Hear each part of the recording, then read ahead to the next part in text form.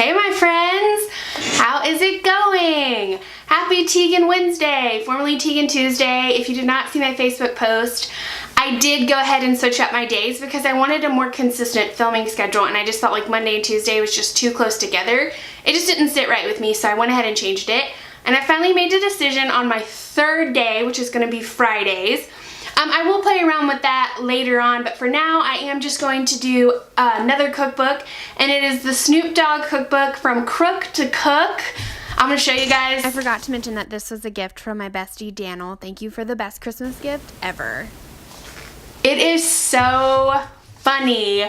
As a foreword from Martha Stewart, I feel like any interview I've ever seen Snoop Dogg in, it's like he's speaking, but I'm reading his words. It's amazing. It's so funny. I'm so excited to dive into it. The recipes look delicious. But for today, I'm going to be doing a Dutch baby pancake, which is a recipe from Chrissy Teigen's book, Cravings. And it looks so delicious. It just looks like a big fluffy pancake. And I'm pretty excited to try this because you have to sift the flour, and it just looks super neat. I'm just excited and ready for it. So let's get cooking. Alright my friends, you will need a mixing bowl. You'll also need some whipping tools like a whisk. You'll need a sifter and a strainer, and you'll also need powdered sugar for the end. You will need half a tablespoon of kosher salt. You will need 2 tablespoons of butter for the cast iron skillet. You'll also need 2 tablespoons for the mixture. You need room temperature milk. You will need self-rising flour. You'll also need 4 eggs, which I forgot about. So here is just the flour that I am sifting, and this is so much fun. I forgot how much fun it is to sift. I know that's weird, but I really enjoyed that. I liked doing it. So I am moving on to the eggs, and those eggs look huge in my tiny hands, and they're not. They're just regular eggs. So there I am, cracking them open, adding the butter. I thought that butter was going to fall off that plate. It did not fall off the plate. Room temp milk and the kosher salt.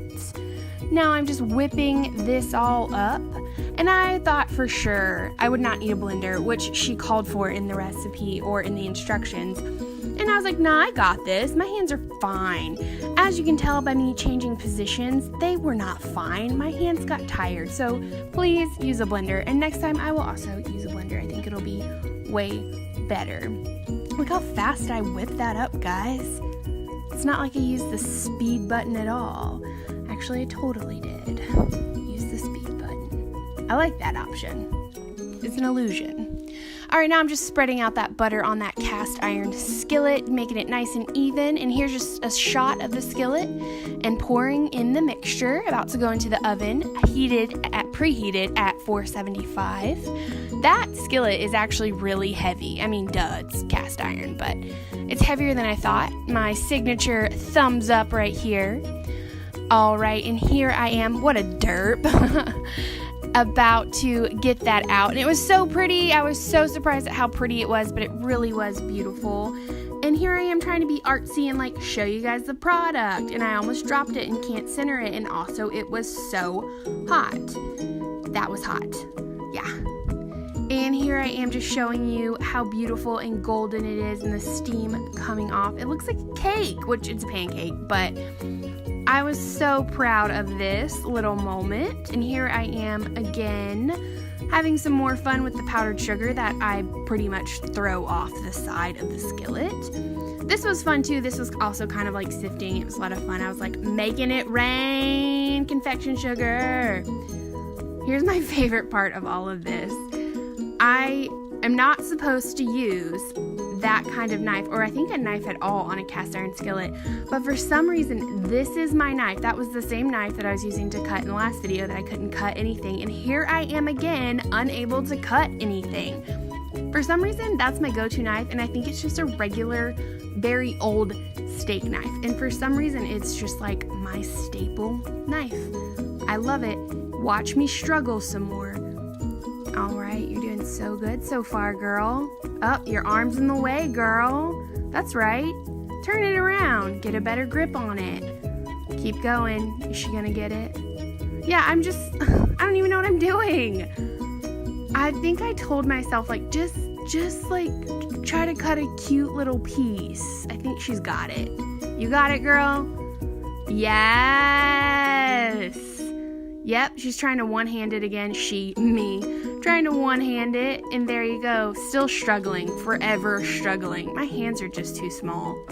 That's what it is. That's what I blame everything on. But here we go. I think she did it. Yes. And here I am trying to be like cute and artsy and like, look at this. Look at it. And I almost drop it right here. Okay guys, so I completely finished it and it ended up being beautiful and golden brown and fluffy, which I thought it was just gonna sink. And it ended up being so beautiful. I almost didn't want to cut into it. So now I am going to officially taste test it on camera because I forgot to do that last time. So here goes. And I did add syrup, but I didn't add any more butter because it has almost a complete stick and I was like, we're good on the butter, but okay. So steamy.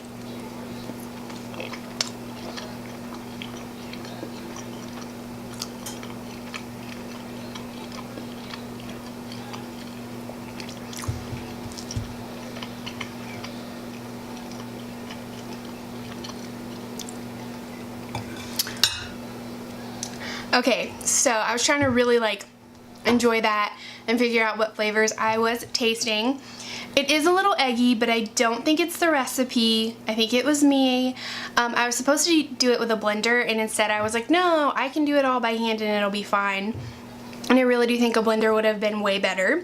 But all in all, I would rate this dish out of 6, but not because of the dish or the recipe, because of the way I did it. So eventually I want to try it again and see if I can get at that like 8 or 10, which is what I always strive for when I make these recipes. But overall, yeah, I would serve this to my friends and I would do like a hearty breakfast. I would do like eggs and bacon with this as well. So not terrible for my first time ever doing anything like this or using cast iron skillet. I was kind of nervous about that as well. But I would say all in all, not bad.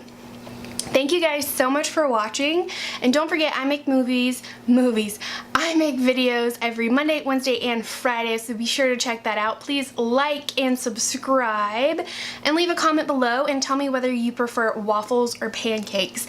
I think I prefer waffles just because I eat at Waffle House all the time, but I know there's a great debate, and I do think pancakes allow for more absorption, although waffles give you the little like divots. So anyways, thank you guys again so much for watching, and please be sure to check me out again on Friday. Bye!